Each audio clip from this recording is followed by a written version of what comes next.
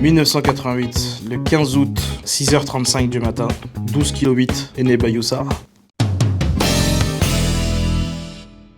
En fait, on était 3 dans le ventre et j'ai mangé les 2 autres. Du coup, ça fait une seule et grosse même personne. 2010, c'est la toute première fois où je suis monté sur scène. Toute première, grâce à Abdel Douyeb. J'étais conducteur routier. J'avais envie de rentrer dans le monde de la comédie, etc. Je savais pas comment faire et j'ai décidé de faire des vidéos. Et je me suis lancé en 2012. Parce qu'il y en a marre! Il y en a marre! Il y en a marre à la fin! Alors Flamby, tu vas te débrouiller, tu vas lever ton petit fillon de François.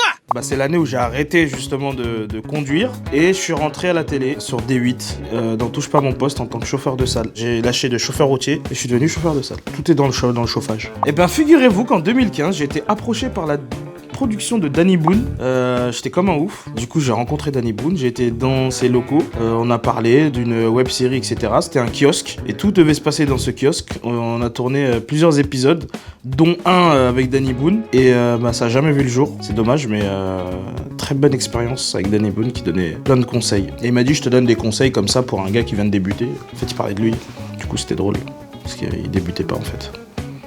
Tournage de mon premier long métrage, Neuilly sa mère. Et qui se débrouille chez nous, comme ça avec la famille. Alhamdulillah. Shabbat shalom.